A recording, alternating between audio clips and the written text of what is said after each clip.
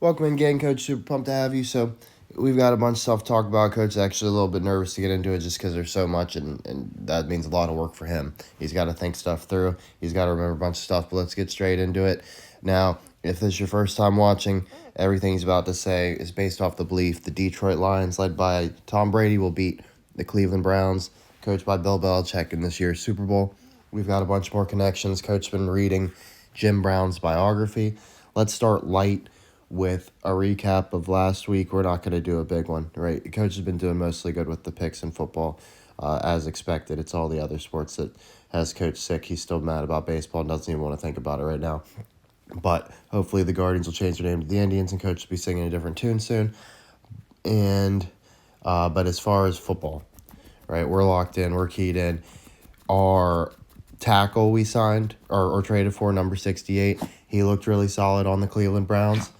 More importantly, so you remember when Coach was like spazzing out about the Greg Newsome trade, right? Like he was just so irritated by everybody's reaction to it, right? Like all you heard from Greg Newsome got traded. Oh, the Browns are selling their cornerbacks. Like it was a player for player trade. We got a cornerback back who is faster. And we're talking about the number 2 cornerback, which is responsible for covering the deep ball. So faster is better. He had a lot of flaws. We've got better coaching. So it should work out. Like, yeah, the team we're trading with, they need a player with a higher floor, whereas the Browns need a player with a higher ceiling. It's not that fucking complicated. And his name happened to be Tyson Campbell. If you would have literally locked Coach in a room and said, don't fucking come out until you come up with the perfect name for a player for this year, realistically, he's probably not going to be the most important player, but that's what Coach would have given you. He would have been like, I can't do any better than Tyson Campbell, man. Like, it's 2 last names. It's the best ones we could possibly think of. Like, if you can somehow sneak Brown in there, maybe, right? It'll be even better Sanders. But anyway, Tyson Campbell, first game on the fucking team as a pick 6, baby. What do you want from Coach? Right? So, of course, we're not selling. We just dumped all that fucking salary and got better at the position. Ridiculous. That I actually think Barry's a good GM. It's Stefanski that sucks. He's the only problem. Now, so that's basically our recap of the week. Let's get into like the big stuff with Jim Brown and stuff.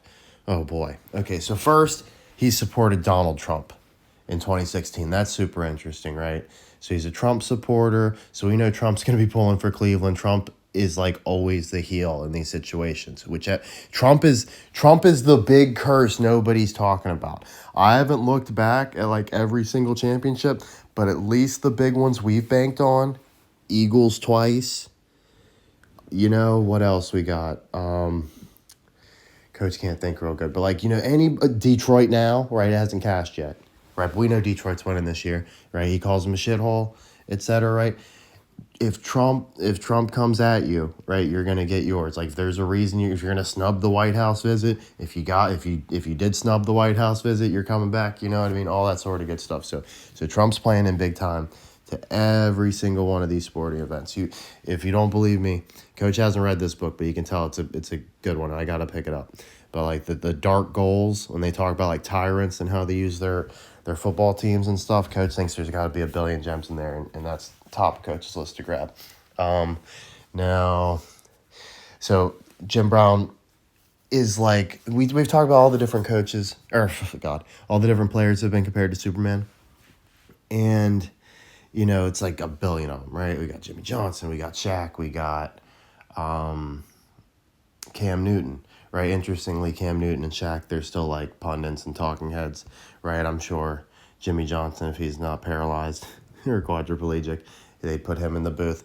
But anyway, Jim Brown is legitimately the Superman comparison. He was the first. They talked about it all the time.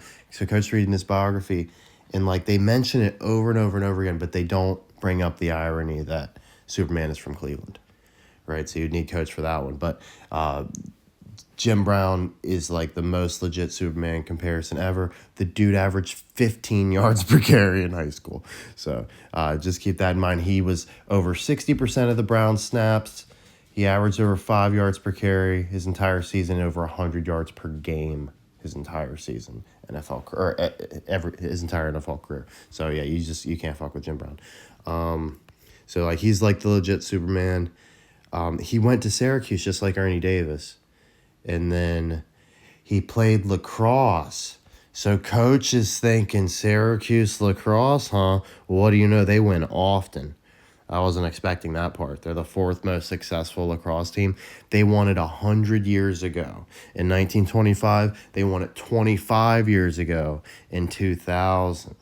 So coach likes them. That's his pick for lacrosse. We didn't expect to have a men's lacrosse pick, but we do. And we are going with the Syracuse Orangemen. Now, we still want to keep an eye elsewhere. Coach is this one hurts coach to make.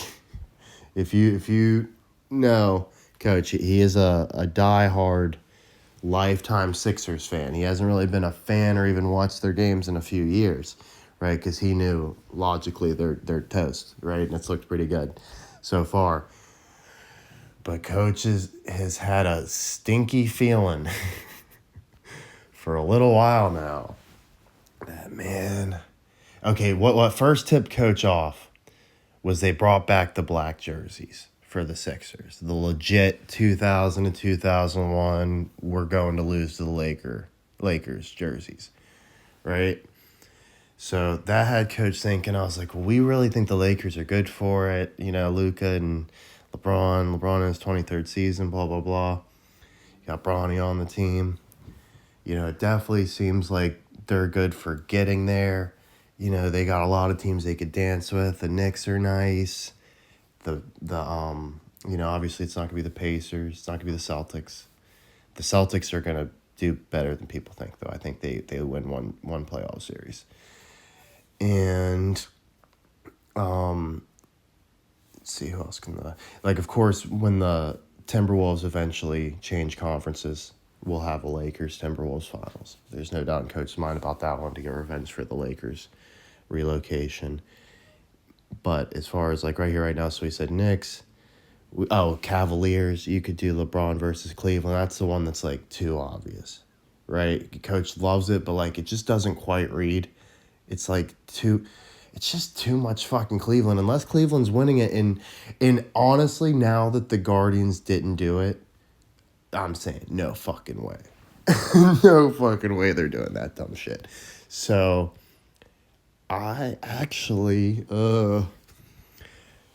I like the Sixers. Oh, it hurts to even say it. It's like gross. Ugh, they're gonna burn me. I just know it. They do it all the fucking time. Ugh. This is the fucking one team, man. Like, I didn't feel like this picking the Eagles, but it's like I'm never gonna feel good about taking a Sixers pick. But I like Sixers versus Lakers with the Syracuse Nationals lacrosse championship. Let's flip over before Coach starts season out.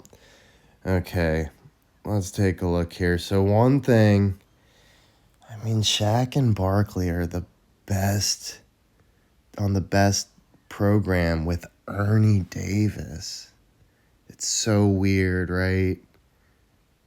Like Shaq and Barkley. Barkley's not known for much else beside the Sixers. Sure, the Suns and but not really, right? And there's other guys on there, but they're like the two big personalities. So wouldn't it be very convenient, right, if it's Philly versus LA and you get those two fucking. Probably Barkley likes the Lakers and Shaq likes Embiid. That would be fucking hilarious. Like of course that's how it would roll in an upside down world. It's not like Shaq's gonna be taking the Lakers. That'd be some normal shit. But because I think Barkley's been like the biggest Embiid critic like forever, and Shaq was an Embiid hater at first, but it was more like a tough love thing. And I think he came around pretty quick. He's kind of been like a face there. You could do Sixers, Knicks, Eastern Conference Finals, and you've got Spike Eskin, who came over. Like he started the Rights to Ricky Sanchez podcast, which is like the process podcast, right? So like the podcast that started because there's no outlet telling you to like the process. They're all telling you it's bad, right? So this was the pro process people. Well, obviously way before Embiid. They're rooting for the tank, right? And it's Howard Eskin's kid, who's like the guy that ran Iverson out of town. I didn't make that connection until just now. That's hilarious. So that would be a way to come full circle there with that little side narrative. And of course, he's became a bandwagon Knicks fan while he was in New York for a few years. He wasn't even watching the Sixers, so he'd be back right in time, right? And have all these New York, and he'd go on the New York podcast, all the fans would be like, oh, I thought he turned heel, oh my God, dude. Get them all riled up. And then, so we'll get off them. We don't need to talk too much about the commentators. Oh, God, this fucking sucks to do. I just fucking hate these Sixers. But if they didn't have Maxey, I wouldn't even make the pick, I swear to God. Sixers founded in 1946. That's familiar, isn't it? Like the Brownies 46-64 flip. They have a flip as well with the Syracuse Nationals 46-49, which is 79 and 76 years from 2025. They also lost the finals 25 years ago. So the numbers favor these fucking losers. Their main sponsor is crypto. The Lakers play at crypto.com arena. And we're the Detroit Gems. We have the Detroit Lions winning the Super Bowl, and we're founded in 1946. I don't have much more than that, but Myles Garrett is Kobe Bryant, so there's that. We got the Browns in the Super Bowl. I mean, Embiid heavily disrespected at 47th in the league. Nobody thinks he's the 47th best player, right? Like, he's got to be better than that. Check this out. Signature stat. First player since Wilt. Coach says Wilt is the true GOAT. With more points than minutes played in a season. This dude is a walking fucking bucket. That's first player, right? Fuck Steph. Oh, that's what he chuck up like 3 threes in a minute. And not put the points up that Embiid's doing because he's just going to dunk or do his little fruity fade shit. Like, Coach actually hates Embiid's game. He thinks he should be way more of a low post guy, but that's if it was real, right? It's entertainment, so he's going to do it the more entertaining way. Now, Mikal Bridges rated just one spot below him on the Knicks, number 25. Why did we draft him and trade him? It was the most obvious dumb move ever. His mom worked for the fucking Sixers organization. He won a title in Philadelphia with Villanova. This one still hurts, right? So it's just very interesting. They ranked them back to back. Not much more to say there. But, yep, that's what Coach has. Let me know your thoughts.